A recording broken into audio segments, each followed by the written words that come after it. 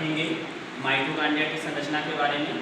Mitochondria की संरचना के बारे में पढ़ने से पहले आप ये जान लें कि माइटोकॉन्ड्रिया होता क्या है। माइटोकॉन्ड्रिया एक सेल ऑर्गन है, कोशिका का अंग है। जैसे आप कोशिका के बारे में पढ़े हैं, उसमें बहुत सारे सेल ऑर्गन पाए गए थे। माइटोकॉन्ड्रिया वो सेल ऑर्गन है जो अहम भूमिका निभाता है। जैसे आप लार्जेस्ट सेल ऑर्गन की बात करें तो माइटोकॉन्ड्रिया और क्लोरोप्लास्ट आता है। इन दोनों में, माइटोकॉन्ड्रिया और क्लोरोप्लास्ट में अर्ध रूप से स्वशासित कोशिकांग होते हैं। क्यों? क्योंकि इनमें जो है डीएनए पाया जाता है।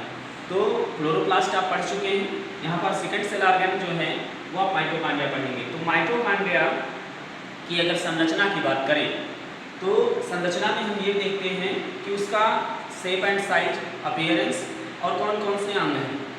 ये चीज़ पढ़ने से पहले हम पढ़ेंगे कि माइटोकॉन्ड्रिया कहाँ पाए जाते हैं, कैसे होते हैं, किसने खोजा, किसने इनका नामांकन किया। तो माइटोकॉन्ड्रिया की खोज सर्वप्रथम सन 1880 में पोलिकर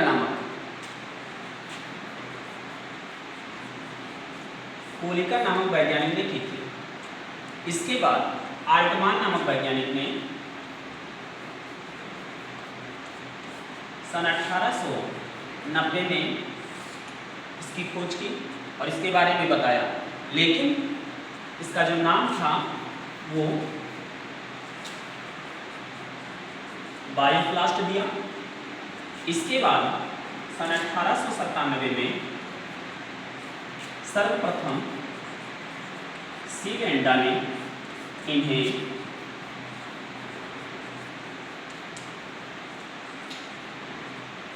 माइटोकॉन्ड्रिया का नाम दिया। माइटोकॉन्ड्रिया कीटों की रेखिक पेशियों में पाए जाते हैं।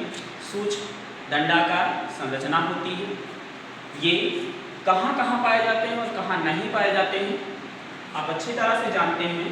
ये यूकैरियोटिक कोशिकाओं में पाया जाने वाला सेल ऑर्गन है। जीवाणुओं तथा नीली हरी शैवाल में ये अनुपस्थित होता है।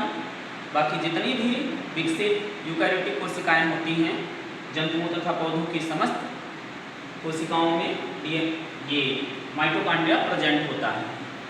अब माइटोकॉन्ड्रिया की संरचना की बात करते हैं तो माइटोकॉन्ड्रिया दोहरी संरचना से, एकक कलाओं की बनी दोहरी संरचना से घिरा होता है। ये जो आप देख रहे हैं ये आउटर मेम्ब्रेन, बाह्य कला या बाह्य झिल्ली।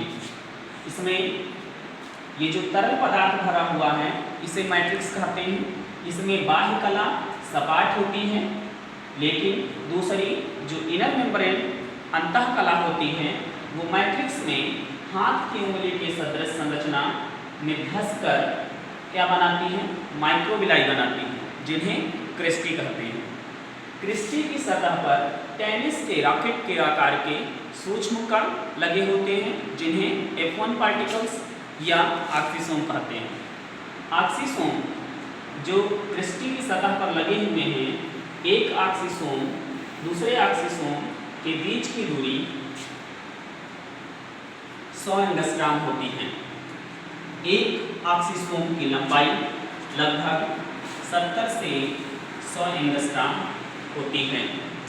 यहाँ पर क्रिस्टी के बीच खाली स्थान को इंटरक्रिस्टिडियल स्पेस कहते हैं। यहाँ पर अंतः कला में भरा हुआ गाढ़ा तरल मैट्रिक्स कहलाता है। मैट्रिक्स में विशिष्ट प्रकार के प्रोटीन्स, एंजाइम और बहुत सारे तत्व पाए जाते हैं। यहाँ पर जो डार्क पार्ट दिख रहा है ये बहुत ज़्यादा संख्या में ढेर के रूप में दिखाई देते हैं। इनको राइबोसोम कहते हैं। राइबोसोम प्रोटीन निर्माण, एंजाइम निर्माण के लिए बहुत ज़्यादा आवश्यक होते हैं। ये यहाँ पर कुंडलित संरचना दिख रही है, इसे हम डीएनए कहते हैं। डीएनए की उपस्थिति का होना हमें ये इंगित करता है कि ये खुद एक कोशिका है। इसीलिए ऐसे दो सेल ऑर्गन हैं जिसमें डीएनए मौजूद होता है, वो माइटोकॉन्ड्रिया और क्लोरोप्लास्ट है। इसी कारण due to present of DNA ये क्या कहलाते हैं, अर्ध रूप से स्वशासित कोशिकांग कहलाते हैं। यहाँ पर इनमें द्विगुणन की क्षमता भी होती है। किसके कारण? डीएनए के कारण। यहाँ पर अगर हम बात करें कि ये इसकी संरचना है तो कार्य क्या होते हैं, यहाँ पर हमने बताया कि सूक्ष्म रैकेट के आकार के जो कण लगे होते हैं इन्हें ऑक्सीसोम कहते हैं। माइटोकॉन्ड्रिया का मुख्य कार्य ये होता है कि जो हमारी कोशिका होती है, कोशिका में जो जैविक क्रियाएं होती हैं, इसके कार्य को समझने से पहले आपको जैविक क्रियाएं क्या होती हैं इस चीज़ को आप समझें। जैविक क्रियाएं जिनको आप वाइटल एक्टिविटीज कहते हैं, वाइटल एक्टिविटीज जो होती है समस्त जीवधारियों में, जैसे सांस का लेना, भोजन का करना, ब्लड का पंप होना या सर्कुलेशन होना, जितनी भी जीवधारी में क्रियाएं होती हैं वो सभी जैविक क्रियाएं कहलाती हैं। जैविक क्रियाओं में जैसे आपका श्वसन से ही संबंध रखता है माइटोकॉन्ड्रिया, क्योंकि ऊर्जा का उत्पादन करता है। ऊर्जा का उत्पादन करने के कारण ही इसे कोशिका का ऊर्जा घर या power house within cell कहा जाता है। तो यहाँ पर हम बात करते हैं कि माइटोकॉन्ड्रिया का क्या महत्व है। तो जैसे हमने बताया कि वाइटल एक्टिविटीज के लिए ऊर्जा का होना या बिना ऊर्जा के कोई भी कार्य संपन्न नहीं होता है। जैसे आप थोड़ी देर बैठते हैं हाथ को बांधकर या पैर को दबाकर, तो आपको महसूस होता है कि आपके पैर में या उस हिस्से में झंझनाहट का अनुभव होता है, एहसास होता है। क्यों ऐसा होता है?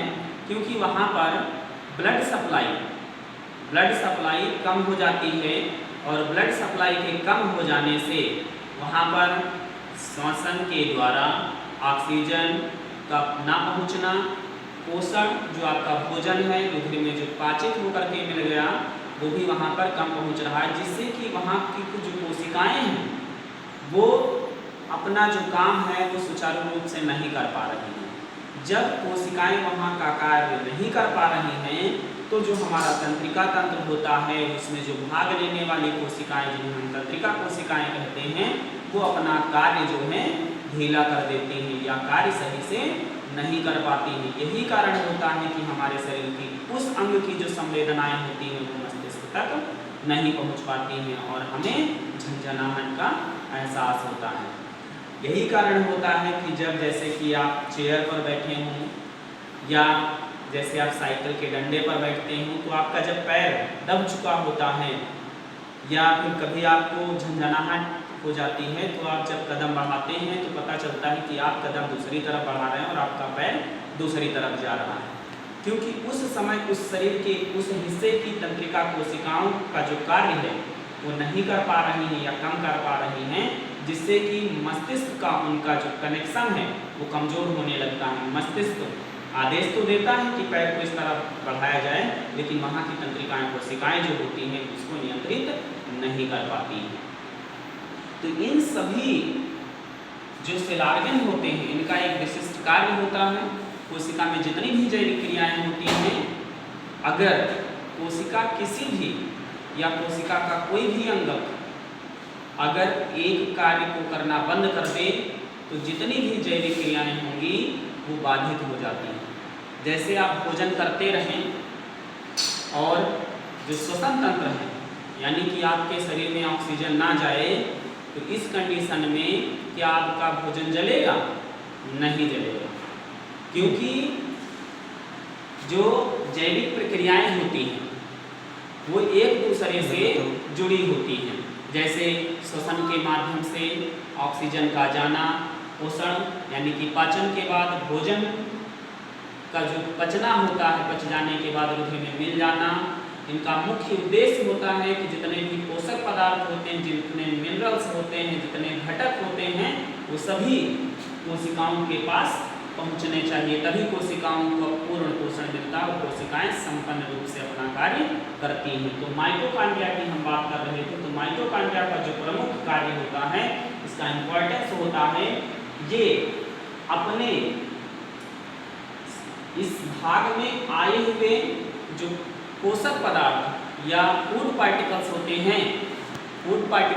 हैं, उनका ये ऑक्सीडेशन करता है, जारण करता है। जारण करने के बाद इसमें से CO2 निकलते, कार्बन डाइऑक्साइड मुक्त होती है और ऊर्जा का उत्पादन होता है। CO2 का उत्पादन करने से इसमें जो माइटोकॉन्ड्रिया क्या करता है, भोजन का जारण करता है, कार्बन डाइऑक्साइड को मुक्त कर देता है और जो रुधिर में मिल करके कार्बोक्सी हीमोग्लोबिन के रूप में फेफड़ों पर जा करके, फेफड़ों के पास जाने के बाद में उच्छ्वसन के द्वारा शरीर से बाहर निकल जाता है और ये ऊर्जा हमारी जो होती है वो कोशिकाएं अपने प्रयोग में ले लेती हैं। तो इस तरह से माइटोकॉन्ड्रिया का इंपॉर्टेंस और संरचना यहीं पर समाप्त होती है।